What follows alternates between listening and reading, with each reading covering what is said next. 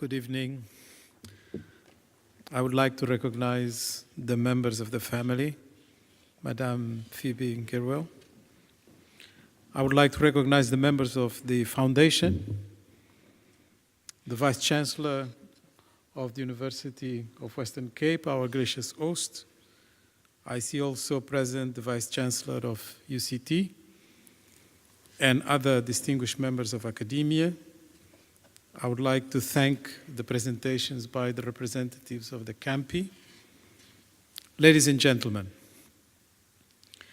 it is a great privilege to be asked to deliver this commemorative lecture honoring the life of Dr. Jakes Gerwel, a principled man with the courage to match his noble ideals.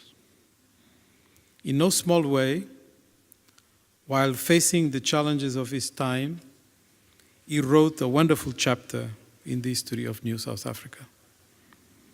Let us remember his assertiveness in wanting to ensure all Africans, regardless of race and ethnicity, would have an opportunity to be educated.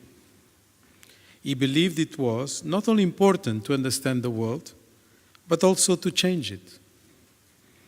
It reminds me of similar public intellectuals, such as Edward Said, Frantz Fanon, or Amilcar Cabral, my own, that placed an enormous importance on the contextualization of liberation and freedom struggles through knowledge, culture, and education. Gerwel's call for clear understanding, profound understanding, mirrors the same deep appreciation of the importance of making us better, not just freer. Ladies and gentlemen, I believe, like the mythical Sakofa bird symbol, one needs to look into one's past in order to construct a promising future. Pan-Africanism brought much celebrated political liberation that saw Africa overcome domination and oppression by ending colonialism and apartheid on the continent. But it is time that we admit that perhaps we celebrated too quickly those achievements. The reality is that despite decades of independence, the daily lives confronting Africa have not dealt a blow to poverty, widening inequalities, unemployment, hunger, and human insecurity. We have no reason to be ashamed of the good. Some achievements are startling, with triple GDP in the last 20 years, achieved amazing gains on health and education, improved governance, created the second most attractive region for investment, and saw a reduction of poverty despite a demographic explosion that has created the fastest growing urbanization drive in human history. It is natural, therefore, that we become more ambitious, bolder, and capable of articulating a long-term vision. But the point remains, nevertheless, are we going to construct this bright future with or without a new sense of humanism and fraternity? There resides whatever value we can attribute to a Pan-African project. I will try to respond to this rhetorical question with frankness. The philosophical underpinnings of humanism refer us to humankind's desire and increased ability to rely on its own resources to master the forces of nature and turn it into its own advantage, and its association with the moral sphere of human existence in answer to the perennial question of how we should best live. The 20th century has reshaped the meaning of humanism to encompass the broad and rising social movement that promotes humanistic values and counters the impersonal and destructive forces of humankind's inhumanity against itself. Humanism is opposed to war, tyranny, unjust and oppressive political systems, hierarchy, autocracy, inhumane treatment of people, and any policy role or institutions that are detrimental to human dignity, integrity, and well-being. Humanists posit the existence of a community that binds every individual to all others. The concept of African humanism cannot be any different. In South Africa, the idea of humanism is referred to as Ubuntu. It represents a philosophy centered on collective will, the principle that humans cannot live in isolation and don't even exist without the other. Desmond Tutu, who graced the previous Gerwel lecture, sees Ubuntu as the essence of being human. How does humanism coexist with the Pan-African ideal? Historical examination of Pan-Africanism can lead us to three key periods that shaped our understanding of what it means.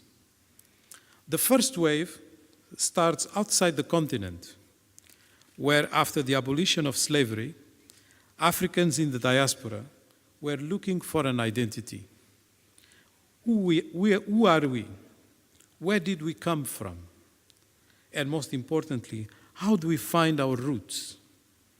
This became the impetus for the Pan-African Congresses, the Harlem Renaissance of Culture and Arts, or the Blackness Movement, with several newspapers that focused on identity consciousness, such as Présence Africaine, launched in Paris by Alioune Diop, Negro World by Marcus Garvey, or The Crisis by William Du Bois.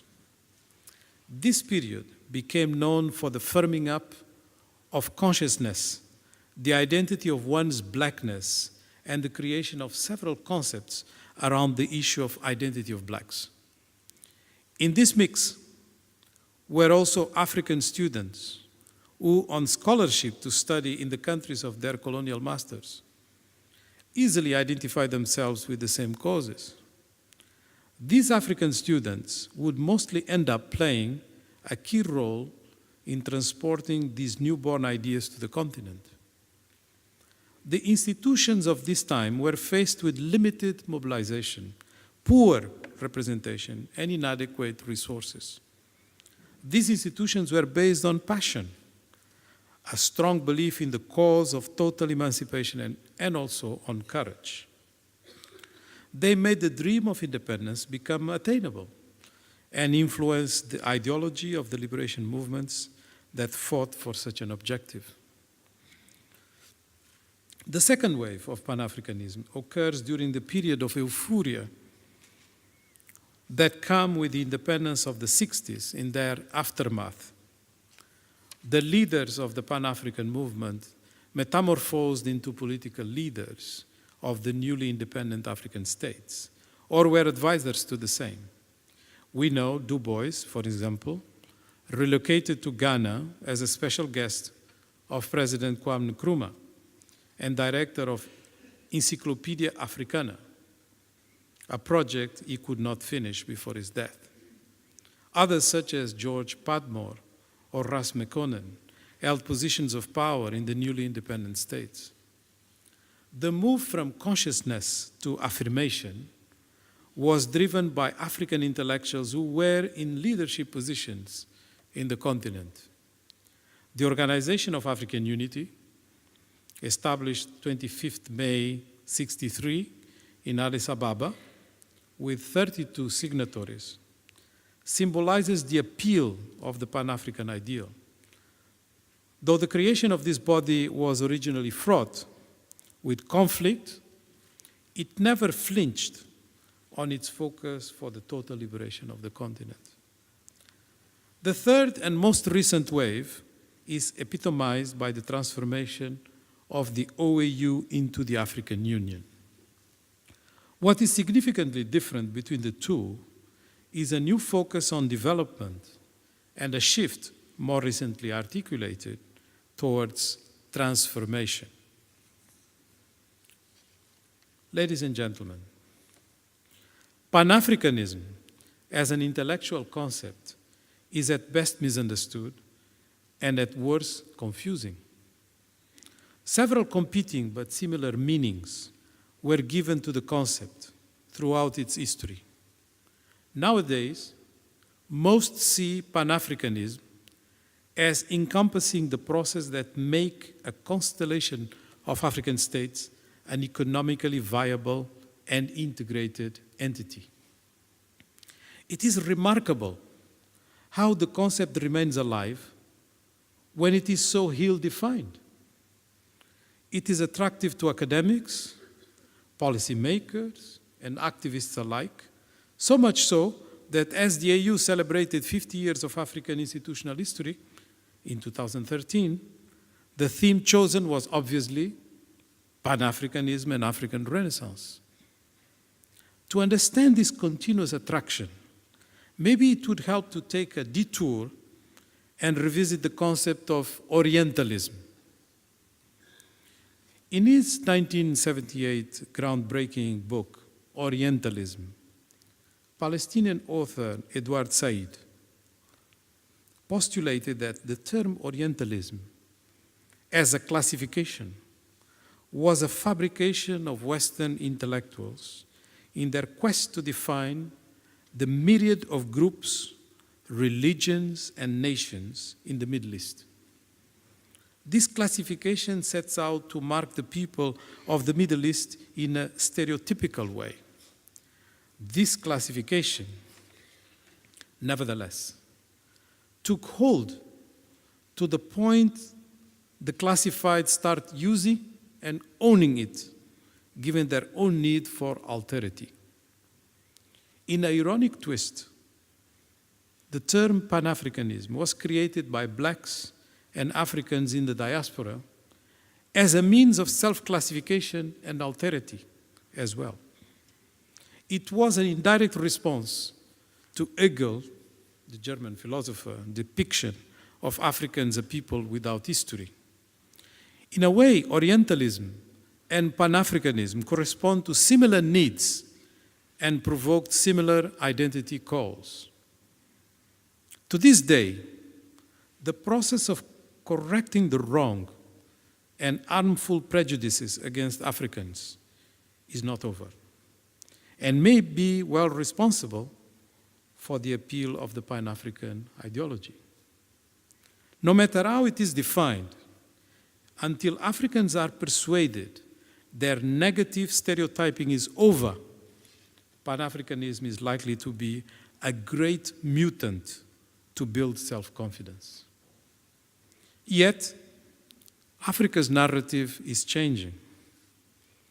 There is no doubt that the continent has stepped into a new and higher growth trajectory. However, who is currently writing the Africa story? To a large extent, it continues to be driven externally. It is also often not a consensual story, as it emanates from either business eagerness or stereotypical perceptions of Afro-stigmatism that continue to persist despite economic strides made. These views are increasingly patronizing and out of touch, posing a deterrent to new interest and opportunity and irritating Africans to the core. American bestseller writer Paul Theroux recent offering about Africa, and the title of the book is The Last Train to Zona Verde, Overland from Cape Town to Angola, is an attempt to assess just what the 21st century has done to Africa.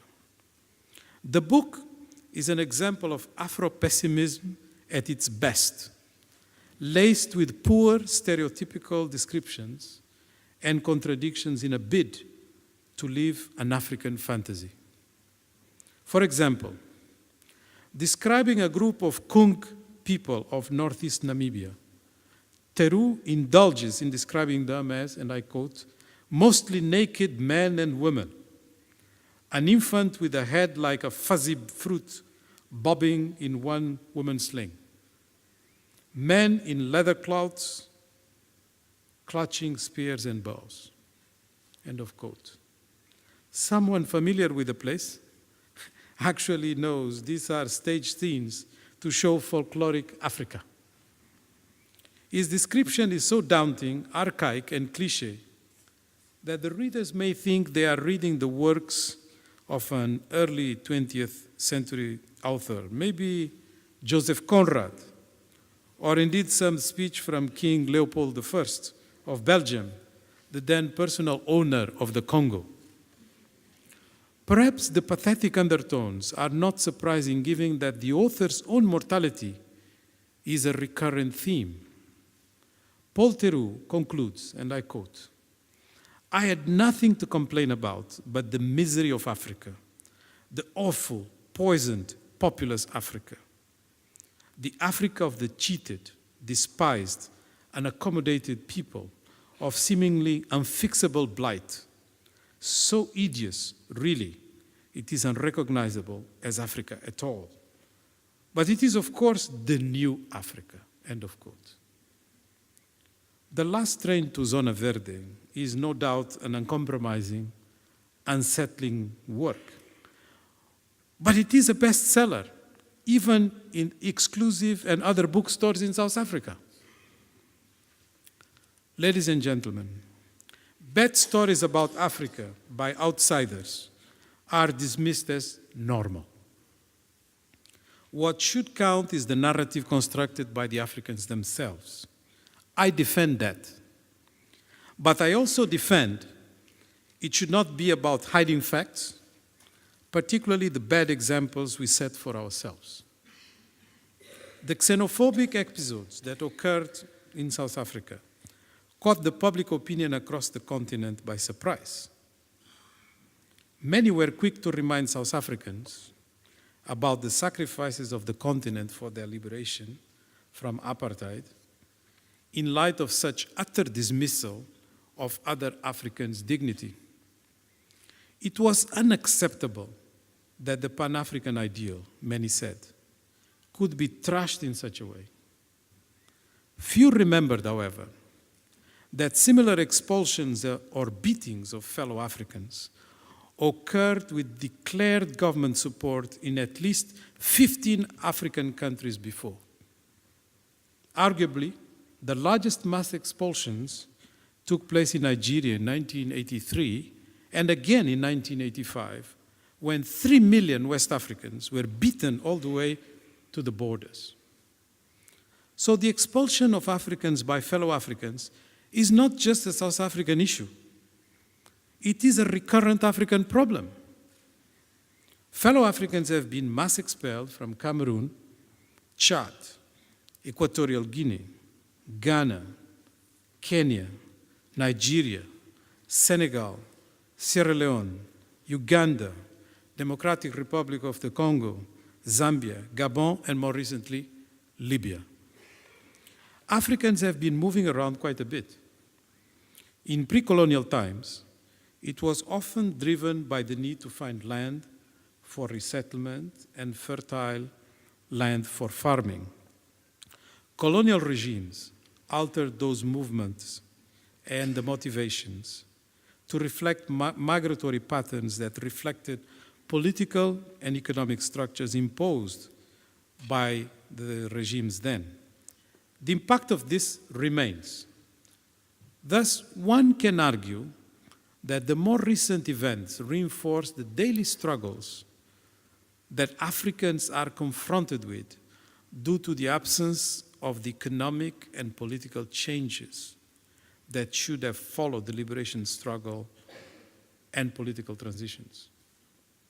The failure of Africa to provide a reality that complements the aspirations of its citizens reinforces Amilcar Cabral's premonition that the reality for which people exist, indeed the reason why people are willing to fight, is to obtain practical things like peace and better living conditions. Ladies and gentlemen, in fact, if we assess the trajectory of the contemporary African state, we recognize more Westphalian than Pan-African traits. At the genesis of the Westphalian state are the treaties celebrated in that city in 1648.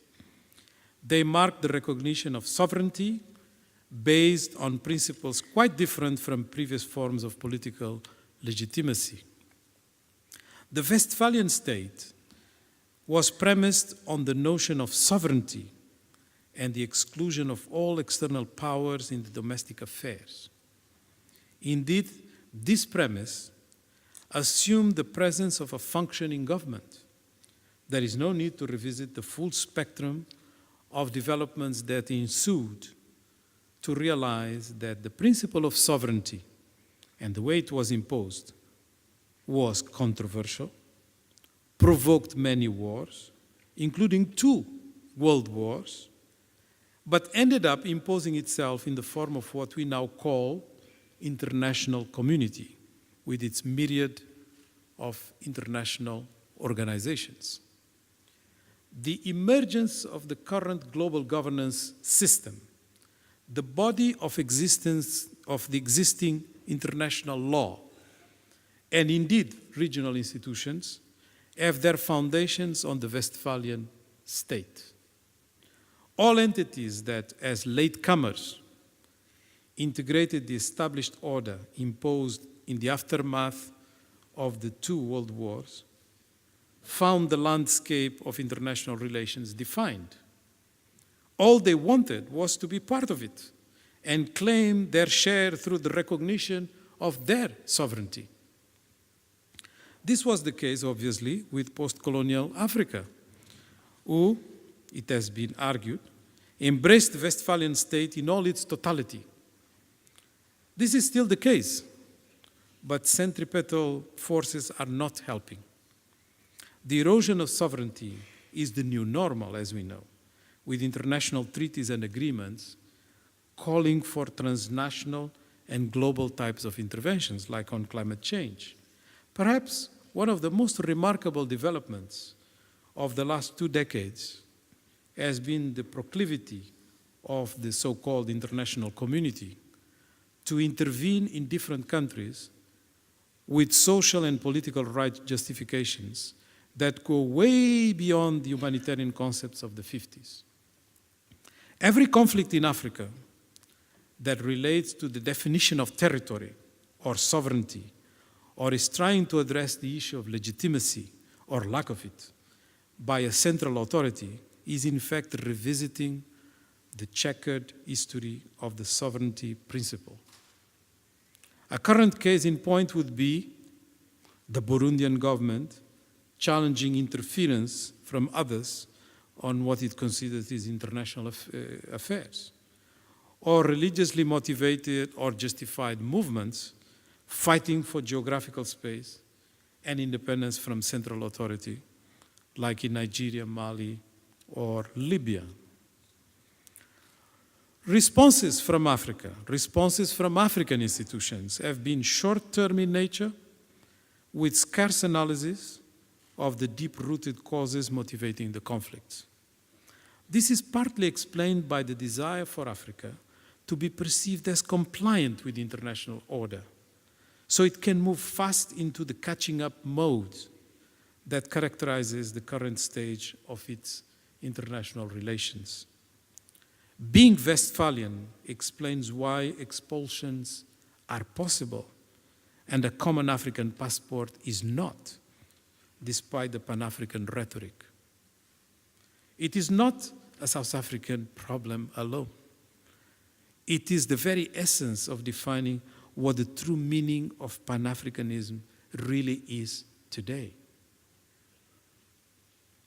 Ladies and gentlemen, it is against this background that we hear in Africa, as elsewhere, the call for a cosmopolitan view of the world. Cosmopolitanism is a strengthened Western formulation of secularism. The origin of the world alone, from the Greek cosmos and polis, signifying the wide and the particular forms of interaction and knowledge, tells us how sophisticated a concept it is. Cosmopolitanism presupposes a desire to construct alliances and amplify community relationships by embracing diversity and expanding them to a global scale. It is an ambiguous attempt to reconcile universal values with their unique realities, with the unique realities that subjects construct in specific historical and cultural context. The ambiguity extends to the way it has to translate secularism in an environment where international institutions format rules around individual rights, lessening the community and larger group interpretations of rights, without us necessarily linking it to the reality of conflicts or to our disappointment with an hypothetical diminishing political agency of Africans in the world stage. The truth is that cosmopolitanism is a source of tension. Globalization is based on interpretations of cosmopolitanism foundation. We are dealing with the tension between general and particular, the former being expressed through globalization and the latter through resurgent nationalism. I would refine by adding religiously motivated contestation as well. Try as we might, binaries, oppositions, perceived contradictions, call them what you will, are difficult things to escape from as they organize our thoughts and allow us to think through problems. We love these binaries. The real problem with globalization versus national dichotomy is that it can too easily be used by those who are skeptical about globalization. That is because it is easy enough to show that globalization has little significant impact on the resilience of nationalism. The Pan-African ideology, constructed first by the Africans in the diaspora, has remained a strong anchor for the continent's common vision. It is a concept that has traveled well with its ambiguities, not disturbing a common ambition and a common reference to the recent past. It has been reinterpreted many times, if not re-energized, but we all know its limitations when it comes to dealing with the complexity of cosmopolitanism. The shyness that African leaders show when migration is a theme, including for other fellow Africans, is disturbing but not surprising. Still, it does not give us the full story. The adjustment required by Africans to integrate the mainstream international relations exercise a pull factor that has proven more solid than the desire to defend a joint common African agency in all that matters.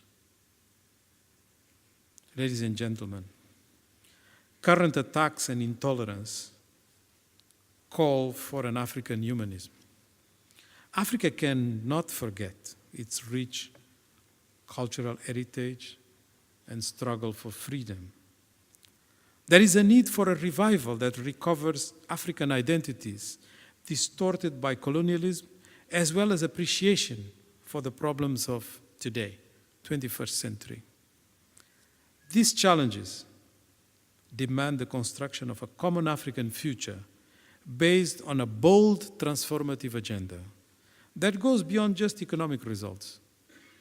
Africa has all the necessary and abundant natural and human resources, combined with a strong cultural and intellectual heritage, to renew a fight for the appropriation of its future. Africa's transformation and its contribution to forging a new humanism will be elusive in the absence of shared freedoms, shared prosperity, and a common citizenship within and across borders.